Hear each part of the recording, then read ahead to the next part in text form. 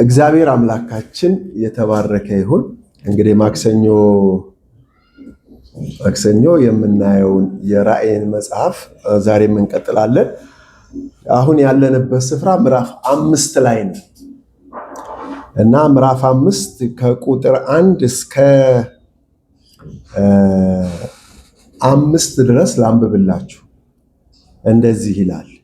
በዙፋኑ ላይ በተቀመጠው በቀኝ እጁ ላይ በውስጥና በኋላ የተጻፈበት በሰባት ማኅተም የተዘጋ መጽሐፍ አየው። ብርቱ መልአክ መጽሐፉን ይዘረጋ ዘንድ ማኅተሞችንም ይፈታ ዘንድ የሚገባው ማን ነው ብሎ በታላቅ ድምፅ ሲያውጅ አየው። በሰማይ ቢሆን በምድርም ላይ ቢሆን ከምድርም በታች ቢሆን መጽሐፉን ሊዘረጋ ወይም ሊመለከተው ማንም አልተቻለውም። መጽሐፉን ሊዘረጋ ወይም ሊመለከተው የሚገባው ማንም ስላልተገኘ እጅግ አለቀስሁ። ቁጥር 5 ከሽማግሌዎችም አንዱ አታልቅስ፣ እነሆ ከይሁዳ ነገድ የሆነ አንበሳ እርሱም የዳዊት ሥር መጽሐፉን ይዘረጋ ዘንድ ሰባቱንም ማኅተም ይፈታ ዘንድ ድል ነስቷል አለኝ። 6 የግድ ላንብበው እዚህ ሰፈር ባንደርስም ድል የነሳው ማየት አለብን። በዙፋኑና በአራት እንስሶች መካከል በሽማግሌዎቹ መካከል እንደታረደ በግ ቆሞ አየው። 7 ማኅተም 7ም ቀንዶችና 7 ዓይኖች ነበሩት። እነርሱም ወደ ምድር ሁሉ የተላኩ የእግዚአብሔር መናፍስት ናቸው። እግዚአብሔር ይመስገን። ስለዚህ ዮሐንስ ሰማያት ከተከፈቱበት ሰዓት ጀምሮ እየተመለከተ ያለው የሰማይ መዝገብ ነው። ይልቁንም ወደ ዙፋኑ ምን ብሏልና ተነጥቋልና በዙፋኑ መካከል ያለውን የመለኮትን የእግዚአብሔርን መገለጥ ምን እያደረገ ነው? እየተመለከተ ነው። የደረሰ ዙፋን አየ። በዙፋኑ ዙሪያ ሌላ ነገር ተመለከተ። 24 ሽማግሌዎች፣ እንስሶችን። እንዲሁም ምዕራፍ 5 ላይ ስንመጣ ደግሞ በዙፋን ላይ ከተቀመጠው በቀኝ እጁ በ7 ማኅተም የተዘጋ መጽሐፍን ምን አረገ? አየ። እና ስለዚህ መጽሐፍ ነው እንግዲህ ካለፈው ሳምንት ጀምሮ ማየት የጀመርነው። ዛሬም እንቀጥላለን። አስቀድመን ግን እንጸልያለን። አሁንም እንጸልይ። እግዚአብሔር አባታችንና አምላካችን ሆይ እጅግ በጣም አድርገን ስለዚህ ጊዜና ሰዓት ስለ እያንዳንዳችን እናከብረሃለን፣ እናመሰግንሃለን፣ ከፍ ከፍ እናደርጋለን። እግዚአብሔር አብ ሆይ አሁንም በቀኝ እጆች የታየው የመጽሐፍ የሕይወት መጽሐፍ ምስጢር በብዙ እይታ ማየት እንድንችል ዛሬም በፊትህ አለን። የቃለ እውነት ይገለጥ፣ የመንፈስህ ኃይል ይዘርጋ፣ የጸጋህ ጉልበት የሕይወት እስትንፋስህም በመካከላችን በብዙ እፍታ ይውረድ። እግዚአብሔር ሆይ ተገለጥ። ክርስቶስም በሕይወታችን በብዙ ማየት እንድናይ እግዚአብሔር ሆይ ተገለጥ። ክብር ላንተ ይሁን በኢየሱስ ክርስቶስ አሜን። እንግዲህ በምዕራፍ 5 ቁጥር 1 ላይ የተባለው ነገር ምንድን ነው? በዙፋኑ ላይም በተቀመጠው በቀኝ እጁ ላይ በውስጥና በኋላ የተጻፈበት በ7 ማኅተም የተዘጋ መጽሐፍን አየሁ ነው። እንግዲህ ዮሐንስ ሰማያዊ ትርኢትን ምን እያደረገ ነው? እያየ ነው። ከምዕራፍ 1 ጀምሮ ያለውን ሐሳብ ስንመለከት አይኑ ተከፍቶ ነበረ። ምን የሚያደርገው? የሚያየው በተለይ ከኋላው የመለከት ድምፅ ከሰማበት ሰዓት ጀምሮ ወደ ኋላ ዞር ስል ምን አየው ነው ያለው? የሰው ልጅ የሚመስለውን አየው ይላል። ከዛ ቀጥሎ ያየውን ማየት ማየት ማየት ማየት ማየት ምን ማለት ነው ካለ ማስተዋል ነው፣ መገለጥ ነው። መንፈሳዊ መገለጥና መንፈሳዊ መረዳት ማለት ነው። እና ዮሐንስ ከእይታ ወደ እይታ ከፍ እያለ እየሄደ ነው። ዛሬ በደረስንበት ምዕራፍ 5 ላይ ወደ እግዚአብሔር ማለትም በዙፋኑ ወደ ተቀመጠው ቀኝ እጅ ውስጥ ያለን የመጽሐፍን ምስጢር እያየ ነው።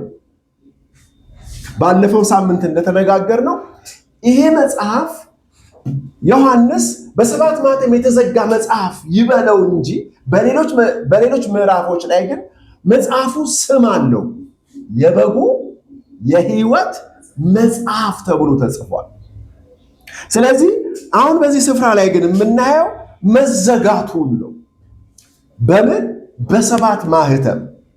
ይሄ መዘጋቱ ምን ካለ በኋላ በሰባትም ማኅተም ምን ብሏል?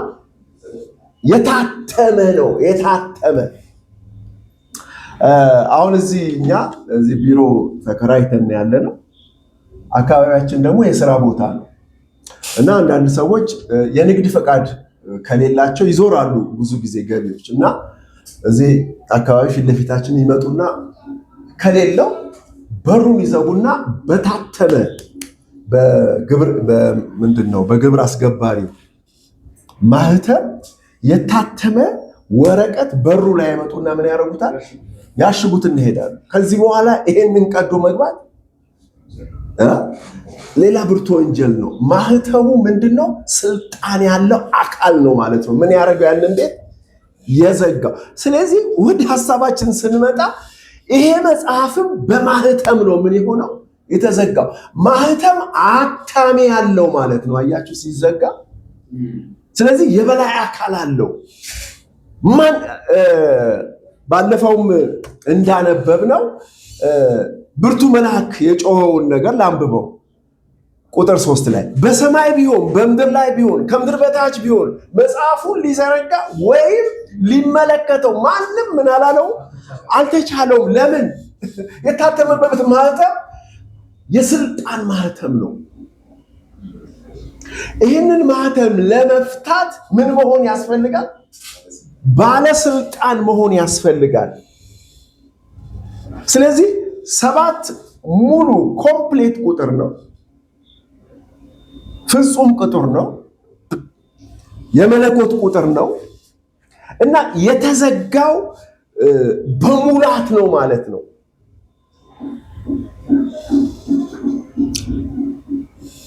ሊከፍት የሚችለው የስልጣን ሙላት ያለው ብቻ ነው ማለት ነው። ስለዚህ ባለፈውም ተናግሬዋለሁ፣ ግን እያየነው መሄድ አለብን። የተዘጋው ምንድነው ነው። አሁን ባለፈውም እንዳልኩ 4 ወንበር ላይ የተቀመጠ ዙፋን የሚመስል የሆነ ሰውዬ ግራና ቀኝ እጅ ያለው ወንበር ላይ የተቀመጠ ቀኝ እጁ ላይ የተጠረዘ መጽሐፍ ምን ያደረገ የያዘ እይታ ውስጥ ከገባን ከእግዚአብሔር ሐሳብ ከእግዚአብሔር እውነታ ውጭ እንወጣለን። እግዚአብሔር ሊገልጠው ካለው ሚስጥር እግዚአብሔር በክርስቶስ ወደ ሰው ሁሉ ሊያመለክተው የፈለገው ሐሳብ ማንም ሰው ሊረዳው አይችልም። እንደተባለው መጽሐፉን አንብብ ሲለኝ መጽሐፉን ማንበብ አልቻልኩም ተዘግቷል እንዳለው በሰው ሁሉ የተዘጋ መጽሐፍ ነው ይሄ መጽሐፍ። በነገራችሁ ላይ ይሄ በወረቀት ላይ የተጻፈ በወረቀት በቀለም የተጻፈው አሁን የራእይን መጽሐፍ ሰው ሲያነበው የተዘጋ ነው ለሰው። ስለዚህ ለሰው ሁሉ ይሄ ማኅተም ምን መሆን አለበት? መከፈት አለበት፣ መታየት አለበት። ምን ማለት ነው? ሊትራሊ በውጪ በፍጥረታዊ መልኩ ብቻ በአካል ዝም ብለን መጽሐፉን ካነበብነው አንረዳውም። የእግዚአብሔር መንፈስ፣ የእግዚአብሔር ጥበብ፣ የእግዚአብሔር መገለጥ ጳውሎስ እንደጸለየው ለኤፌሶን ሰዎች የጥበብና የመገለጥን መንፈስ እንዲሰጣችሁ እለምናለሁ እንዳለ ይሄ መገለጥ ወደ ሰው ሁሉ መውረድ አለበት። ስለዚህም የተዘጋው ምንድነው ካልን እንግዲህ መጽሐፉ ወረቀት ካልሆነ እዚያ ጋር የተቀመጠም የሆነ ነገር ካልሆነ ያው ከዚህ በፊት በብዙ ተመልክተናል። በእርግጥ ዙፋኑ የመንግስትን የእግዚአብሔር መንግስት አገዛዝን የእግዚአብሔር አስተዳደርን የእግዚአብሔር ሕይወትን ፍርድን ጽድቅን የሚያመለክት እንደሆነ እንመለከታለን መንፈሳዊ ትርጉሙ። ስለዚህ በእጁ የተቀመጠው ስለ ቀኝ እጁ ደግሞ ቀኝ የኃይል ስፍራ ነው። ማንም ሰው በክርስቶስ ከዳነ በኋላ የሚቀመጠው የት ነው? በእግዚአብሔር አብ ቀኝ ተቀምጣቸዋል እንዳለ እንግዲህ በምድር ላይ እየተመላለስን ነው። ምንም አይነት ቀኝና ግራ የተባለበት ቦታ የለም። ግን በምድር ላይ በአካል ስንመላለስ ግን መጽሐፍ በእግዚአብሔር አብ ቀኝ ምን ሆናቸዋል ይላል? ተቀምጣቸዋል ይለናል። የት ነው? ምንድን ነው ለሚለው ነገር እንግዲህ አይኖቻችን ተከፍቶ ማየት አለባቸው። ስለዚህ ይሄ ቀኝ የእግዚአብሔር ኃይል ነው፣ የእግዚአብሔር ጉልበት ነው፣ የእግዚአብሔር ብርታት ነው፣ የእግዚአብሔር ስልጣን ነው። የእግዚአብሔር ታላቅ የክብሩ የዘላለማዊነቱ ማንነት መገለጫ ነው ማለት ነው ቀኝ። ስለዚህ ልጆቹ በሙሉ ያሉት በየት ነው? አሁን በቀኙ እንዳረፉ እንመለከታለን። ስለዚህ ቀኙ ምንድነው አለ? ሐሴት የምናደርግበት ተድላ የምናይበት የጽድቅን የሰላምን የፍቅርን ሕይወት የምንጎናጸፍበት ክበብ ነው። የእግዚአብሔር ሰፈር እንደሆነ እንመለከታለን። ስለዚህ የተያዙት እነማን ናቸው ማለት ነው? በክርስቶስ ያሉት። ስለዚህ መጽሐፉ ማን ነው? ክርስቶስ ነው። እግዚአብሔር ይመስገን። ምክንያቱም በአብ ቀኝ የተቀመጠው ማን ነው? ክርስቶስ ነው። ከክርስቶስ ጋር በአብ ቀኝ ምን ሆነናል? ተሰውረናል፣ ተቀምጠናል የሚል ቃል አለ። ስለዚህ አያይዘን ስንመለከተው በቀኙ የተያዙት በቀኙ ያለው ክርስቶስ ከሆነ በክርስቶስ ያሉት የእግዚአብሔር ልጆች ናቸው ማለት ነው። እንግዲህ መጽሐፍ የክርስቶስ ሕይወት ነው ማለት ነው። ግን ታትሟል።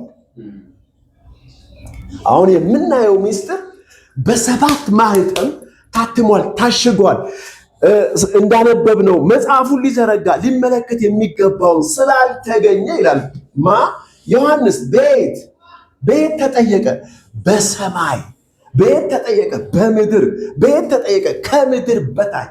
እንግዲህ መጽሐፉን ሊመለከተው ሊከፍተው የሚችለው ማን ነው ተብሎ ያልተጠየቀበት ሰፈር የለም፣ መንፈሳዊ ክበብ የለም። ልብ በሉ። በሰማይ 24 ሽማግሌዎች አሉ፣ እንስሶች አሉ፣ እንደተባለው መላእክት አለ። በምድር ደግሞ ሳይንቲስቶች አሉ፣ አዋቂዎች አሉ፣ ነገስታቶች አሉ። ልብ በሉ። ይሄ ሁሉ ጥያቄ ወደ ሐዋርያትም ወርዷል፣ ወደ ነቢያቶችም ወደ ወንጌላዊ የለም። በዚህ ዘመን ያሉ የእምነት እንቅስቃሴ የሚባሉ የሉ፣ ወደ እነዚህ ሁሉ ወርደዋል። ልብ በሉ።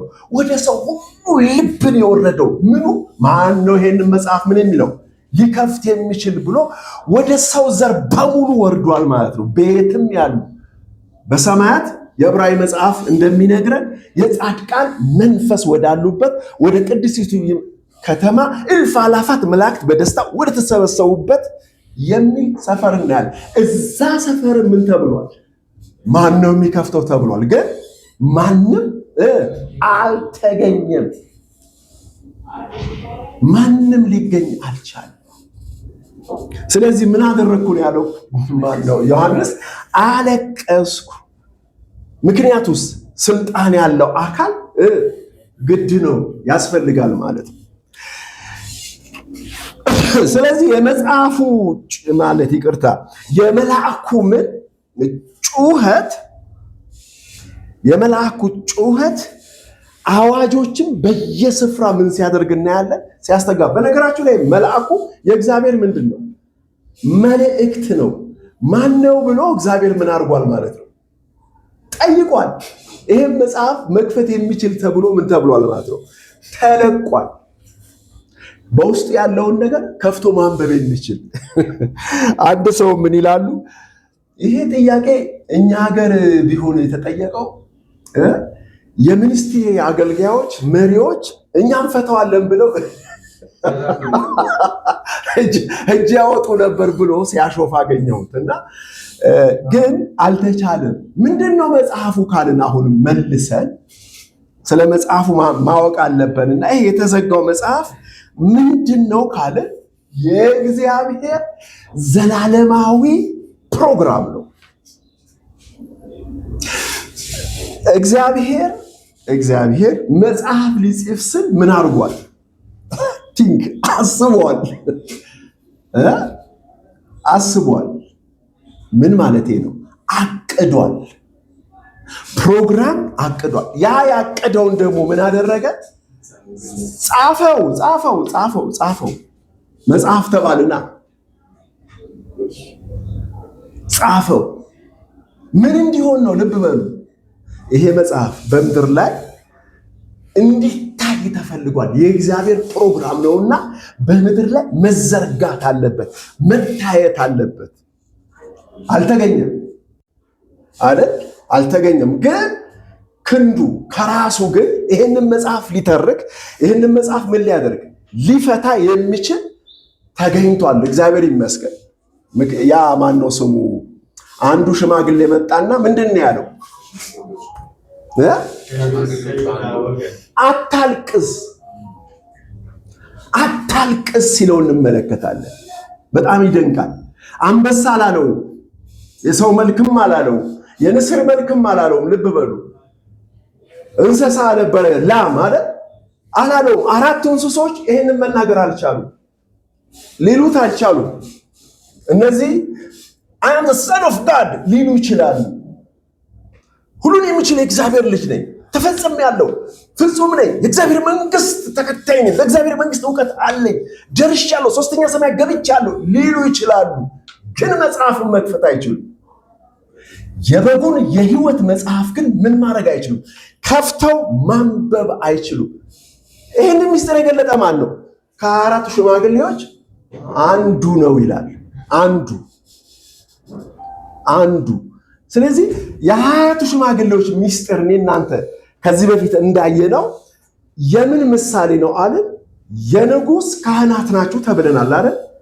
የክህነት ህይወት ነው። የክህነት ህይወት ምን አይነት ህይወት ነው ከተባለ የመስዋዕት ህይወት ነው። ስለዚህ ምንድን ነው ያለው ሽማግሌው? አታልቅስ፣ ከይሁዳ ነገድ የሆነ የታረደው በግ እርሱ ምን አድርጎታል?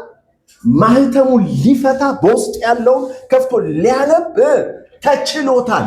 ችሎታ አግኝቷል። በሰማይና በምድር ስልጣን ተሰጠኝ አላለም? ያ ብቻ አይደለም። ወደ በጉ ከመጣው የመጽሐፉን መከፈት ትረካ በጥቂቱ እንድንመለከተው ፈልጋለሁ። ክርስቶስ እግዚአብሔር ወደ ምድር ሲልከው እግዚአብሔር ምንድን ነው የላከው ካላችሁኝ፣ መጽሐፍ ነው የላከው። የጻፈውን መጽሐፍ ወደ ምድር ላከው። በመጀመሪያ ምን ነበረ? ቃል ነበረ። ቃልም በእግዚአብሔር ዘንድ ነበረ አይደል? ቃልም ምን ሆነ አለ? ስጋ ሆነ፣ ጸጋና እውነትን ተሞልቶ በእኛ እንዳደረ ይገልጻል። ግን ቃል ምን ሆነ? ስጋ ሆኖ በምድር ላይ ምን ሆኗል? ተመላልሷል። የእግዚአብሔር መጽሐፍ፣ የእግዚአብሔር ጽሑፍ ምን ሆኗል? በምድር ላይ ተመላልሷል። አሁን የእግዚአብሔር መጽሐፍ የሚባለው መጽሐፍ ቅዱስ ነው ወይ? መጽሐፍ ቅዱስ ነው ወይ ካልን ኖ። አሁን የምንናገረው መጽሐፍ ስለዚህ መጽሐፍ አይደለም። ይሄ መጽሐፍ ቅዱስ ግን ሰው ነቢያቶች በእግዚአብሔር መንፈስ ተነድተው ምን አድርገውታል? ጽፈውታል። ግን ስለምን ያወራል? ስለዚህ መጽሐፍ፣ ስለ ሕይወት መጽሐፍ ነው የሚያመለክተው። መጽሐፉ ወደ መጽሐፍ ነው የሚያመለክተው። ወደ በጉ መጽሐፍ ምን ያደርጋል? ያመለክታል፣ ይመሰክራል። ስለዚህ መጽሐፍ ይመሰክራል። ስለዚህ ይሄ የሕይወት መጽሐፍ ግን ያለው በየት ነው? በሰው ሕይወት ውስጥ ነው። ብዙዎች ከኛ ጋር የሚጋጩበት፣ ብዙዎች ቴዎሎጂያን ሊሆኑ ይችላሉ። መጽሐፍ ቅዱስ አንባቢ ነኝ አዋቂ ነኝ የሚል ሊሆን ይችላል። ሃይማኖተኛ ሊሆን ይችላል። እዚህ ጋር ከፍተኛ ግጭት የሚፈጠረው ለዚህ ነው። ስለዚህ መጽሐፍ አበክሮ መናገርም የሚያቅተው ለዚህ ነው። ስለዚህ ይሄ መጽሐፍ ስለ ሕይወት መጽሐፍ ግን ምን ያደርጋል? ያመለክታል። ክርስቶስ እንግዲህ በምድር ላይ የተገለጠ የእግዚአብሔር ምንድን ነው? መጽሐፍ ነውና ልብ በሉ። እግዚአብሔር ምን አድርጓል? ድርሰትን ምን አድርጓል? ጽፏል። ያ የተደረሰው ድርሰት በምድር ላይ ምን መሆን አለበት? መታየት አለበት፣ መነበብ አለበት። ስለዚህ ይሄው ክርስቶስ በምድር ላይ ሲመላለስ እያንዳንዱን ቃል የተጻፈውን እያንዳንዱን ቃል ምን ያደርግ ነበረ? በምድር ላይ ይተገብረው ነበረ። እኔ የመጣሁት አለ የአባቴን ፈቃድ ላደርግ እንጂ የራሴን ፈቃድ ላደርግ አልመጣሁም ይላል። ልብ በሉ። እያንዳንዲቷን ቃል ምን ያደርግ ነበር ማለት ነው? የእግዚአብሔርን የዘላለም ሐሳብ በትኖ በምድር ላይ ምን ያደርግ ነበር? እግር በእግር ይፈጽም ነበረ። እኔ ያየሁት እንጂ ከራሴ አልናገርም። አሁንም አድርገው አባቴ እንደነገረኝ እንደሱ ፈቃድ እንጂ እንደ ራሴ ፈቃድ አይደለም። ምንድን ነው? መጽሐፍ እየተፈታ ነው። መጽሐፍ እየተተረጎመ ነው። መጽሐፍ እየታየ ነው። በምን? በዕለት ዕለት ሕይወቱ በማ በክርስቶስ። ክርስቶስ የእግዚአብሔር መጽሐፍ ነው። ስለዚህ ክርስቶስ ከዚህ ከቤተልሔም እስከ ጎልጎታ ድረስ ሙሉውን መጽሐፍ ምን አድርጎታል ማለት ነው? ወደፊት አምጥቶታል፣ ወደ እይታ አምጥቶታል። የእግዚአብሔርን ሐሳብ በሱ በግል ሕይወቱ ምን አድርጎታል? ተርጉሞታል፣ አሳይቶታል። አላደለ እንዴ? ዮሐንስ እኮ አላደለ እግዚአብሔርን ማንም ምን አላደረገውም ማለት አላየው። ነገር ግን በቅፉ ያለው አንድያ ልጁ ግን ምን ያደረገው? እሱ እግዚአብሔርን ተረከው። በምንድን ነው የተረከው? በላይፉ፣ በኑሩ፣ በእንቅስቃሴ። እንግዲህ ልብ በሉ፣ ክርስቶስ ሞቶ ተነሳ አይደል? በበዓለ ሃምሳ ቀን ከሰማይ ምን ወረደ ይላል መጽሐፍ? መንፈስ ቅዱስ ወረደ ይላል። ያ የወረደው መንፈስ ቅዱስ በማ ላይ ገባ? በተሰበሰቡት አይደለ? በተሰበሰቡት ብቻ አይደለም። በነገራችሁ ላይ እዛ ጋር ማንበብ ከቻልን በኢዮኤል ላይ የተነገረው ምን ተብሎ ነው? ስጋ በለበሰ ሁሉ ላይ ከመንፈሴ ምን አደርጋለሁ አለ?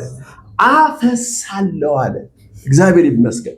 ስለዚህ በዛ ቀን በኢየሩሳሌም ከተማ ተሰብስበው ነበር ሐዋርያቶች። በእርግጥ በአንድ ቤት ውስጥ ይጸልዩ ነበር፣ ጌታ የተናገራቸው የተስፋ ቃል እስኪፈጸም ድረስ እየጸለያሉ ከሰማይ ድምፅ መጣ፣ የተቀመጡበትን ቤት ሞላው ይላል። ሁሉም በልሳን ተናገሩ ይላል። የመንፈስ መውረድን አይታል። እግዚአብሔር መልሶ ያ በክርስቶስ ምን ያለ በምድር ላይ የተገለጠን መጽሐፍ እንደገና ደግሞ በሕዝብ ሁሉ ላይ ምን አደረገው ማለት ነው? መጽሐፉ አወረደው። ስለዚህ ጴጥሮስ ይህንን መጽሐፍ ምን ማድረግ ጀመረ? ሲሰብክ ታዩታላችሁ። እናንተ ሰቅላችሁ የገደላችሁት እግዚአብሔር ምን አደረገው? ከሙታን አስነሳው። ያ ኢየሱስን ምን አደረገው? ጌታም ክርስቶስም አደረገው እያለ ለእስራኤል እሺ ምን እናድርግ ሲሉ በእርሱ ምን አድርገው አምነው እንዲጠመቁ ተናገራቸው። በመጨረሻም ከዚህ ክፉና ጠማማ ትውልድ ደግሞ ምን ሆኑ? ዳኑ አላቸው። ምን ማለት ነው? ከዛ ቀን ጀምሮ ክርስቶስ በአማኙ ልብ ውስጥ ምን መሆን ጀመረ? መገለጥ ጀመረ። በሰው ሁሉ ውስጥ ወርዷል። አስቡ መጽሐፉ።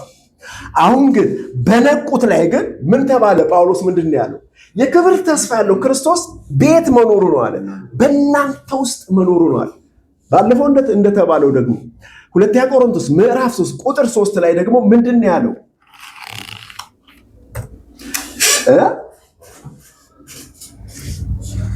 በልብ ጽላት ምን የሆነ የተጻፈ፣ በድንጋይ ጽላት ግን ምን ያልሆነ ያልተጻፈ የክርስቶስ ምንድናችሁ? መልእክት ናችሁ አለ። ስለዚህ ክርስቶስ በሰው ሁሉ ውስጥ ሲገባ እግዚአብሔር የጻፈው መጽሐፍ በልጆች ውስጥ ምን እየሆነ ነው ማለት ነው? ተቀምጧል ማለት ነው። ግን ዮሐንስ ምን እንዳለው እንዳየው በቀኝ እጁ በስንት ማህተም? በሰባት ማህተም ምን አድርጎ ነበር ይላል? ታትሞ ነበር ብሎ ይላል። ይሄ ሰባቱ ማህተም መታተሙ መያዙ ምንድነው ተባብለናል? የሰው ክፉ ተፈጥሮ ባህሪ ነው ብለናል። የሰው የክፉ ተፈጥሮ ባህሪ ነው። በውስጥ ያለውን መልካሙን የበጉን ሕይወት ምን እንዳይገለጥ እንዳይነበብ የሚከለክል ማለት ነው። ስለዚህ ይህንን ነው እንግዲህ ድል ነስቶ ማስነበብ የሚችል መክፈት የሚችል ማን ነው ያለው? ሰው ሁሉ አልቻለም። ሰው ሁሉ እንዳልቻለ አይተናል። በሰማይም በምድርም ከምድር በታች ይህ የክርስቶስን ሕይወት መኖር የሚችል ማን ነው ነው ባጭሩ ሲጠቀስ ማንም አልቻለም። ማንም አልቻለም። ከማ በስተቀር? ከበጉ በስተቀር፣ ከታረደው በግ በስተቀር። ስለዚህ አንድ ምስጢር አለ እዚህ ውስጥ የተሸሸገ። ይህንን የክርስቶስን መጽሐፍ ገልጾ በሕይወት ምን ለመሆን ለመመላለስ መታረድ የሚባል ነገር አለ። አስቡ፣ በእግዚአብሔር ልጆች ሕይወት ውስጥ ሁሉ ዮሐንስ ያየው የታረደ በግ ቆሞ ነው ያየው። በእግዚአብሔር ልጆች ሁሉ ምን ሆኖ? እንደ ታረደ በግ ሆኖ ቆሞ አየሁት ነው የሚለው። ኮንቲኒየስሊ የቆመ ነገር አይደለም። እሺ፣ ይሄ የሚያሳየው እኔ እንኳን ቁጭ ብያለሁ። አሁን በጉ ግን ታርዶ ምን ሆኖ ምን እየሆነ ነው ማለት ነው? እንደ ታረደ ኦልሬዲ እየታረደ ነው። ዘወትር እየታረደ የቆመ በግ ነው። ማህተሙ በማያቋርጥ ሂደት በመታረድ ምን እየሆነ ነው ማለት እየተፈታ የሚሄድ እንደሆነ ነው የምንመለከተው። በማካላቸው በእኛ በልጆች ነው። አሁን ስለዛ ክርስቶስ አይደለም ይሄ የታረደ በግ ብሎ የሚጮኸው ስለኛ እንጂ ስለ አንዱ ክርስቶስ አይደለም። እሱ ስራውን ፈጽሞ ሄዷል። ወደ አባቱ ክብር ገብቷል። አለቀ። አሁን እሱ መንፈስ ሆኖ በእያንዳንዳችን አድሯል። በስጋ ግን የእግዚአብሔርን ሕይወት የእግዚአብሔርን ማንነት ለመግለጥ ያለን እኛ ልጆቹ ነን። እኛ ልጆቹ ነን። ስለዚህ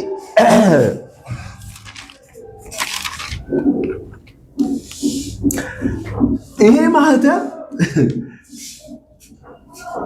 በታረደው በግ ምን ይሆናል እየተባባልን ነው?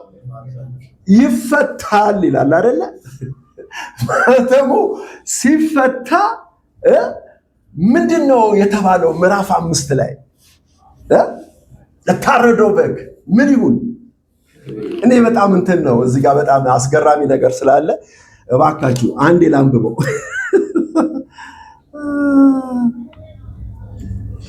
ወደ መጨረሻ ያለው ነው። ምንድነው የሚለው መሰላችሁ?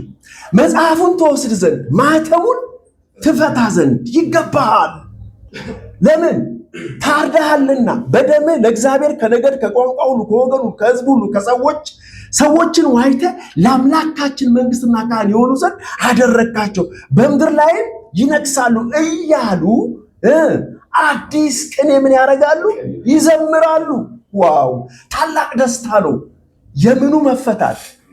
የማህተሙ መፈታት በታላቅ እንደገና ደግሞ ቁጥር 12 ላይ በታላቅ ድምፅ ይላል የታረደው በግ ኃይልና ባለጠግነት ጥበብን ብርታትም ክብርም ምስጋና በረከትም ሊቀበል ይገባዋል።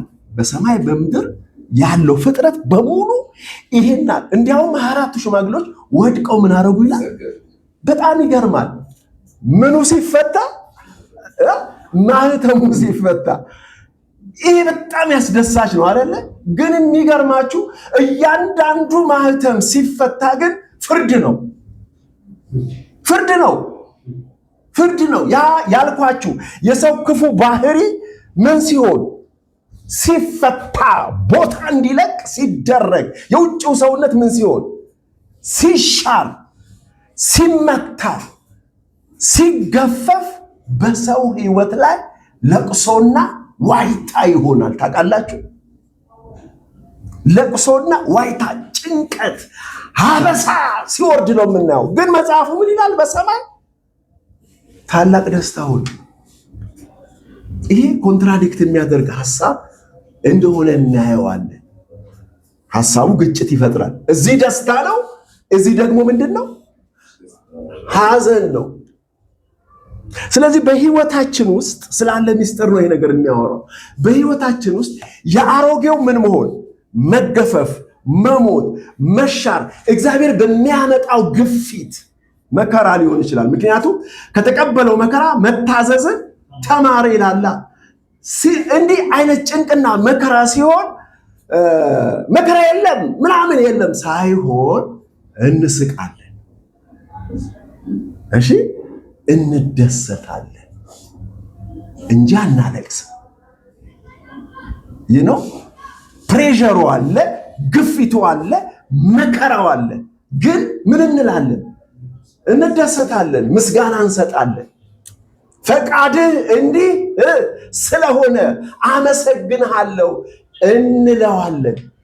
እንግዲህ ሰማይ በምድር ምን ይላል ማለት ነው? ይስቃል፣ ይደሰታል። በተደረገው ፍርድ፣ በተደረገው ውሳኔ፣ በሚደረገው ይሄ የማህተም ምን መሆን? መፈታት ታላቅ ደስታ ነው። በእርግጥም ደስታ እኮ ነው።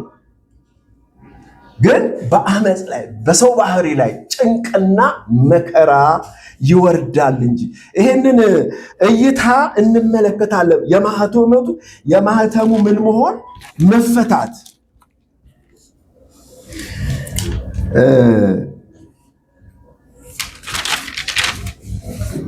እግዚአብሔር ይመስገን።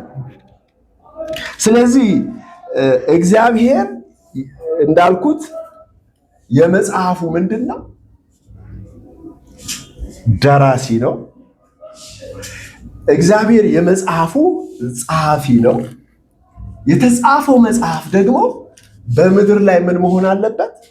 መነበብ አለበት፣ መታየት አለበት። አስቀድሞ በክርስቶስ ይሄ መጽሐፍ ምን ሆኗል? በምድር ላይ ታይቷል። አሁን በእኛ ደግሞ ምን እንዲታይ ተፈልጓል። እንዲታይ ተፈልጓል እና እንዳልኩት ይህንን መጽሐፍን ከፍቶ የማንበብ ችሎታና ብቃት ያላቸው በመስዋዕት ሕይወት የሚራመዱ እንደሆኑ ነው የምንመለከተው። ስለዚህ የእያንዳንዱ የቃሉ ምን መሆን? የቃሉ ተግባራዊ ወይም ያ የእግዚአብሔር ሐሳብ በዚህ ሰውነት ምን መሆን? ተግባራዊ ማድረግ። ወደ ድርጊት የምንመጣው በስልጣንና በኃይል በችሎታ ነው ማለት ነው። ትልቁ ችሎታ ምንድን ነው? ልብ በሉ፣ መሞት ነው፣ መታረድ ነው። ያ ጳውሎስ ያለውን ሐሳብ አንዴ ላምብላችሁ። ምንድን ነው የሚለው ጳውሎስ? በሁለተኛ ቆሮንቶስ ምዕራፍ 4 ላይ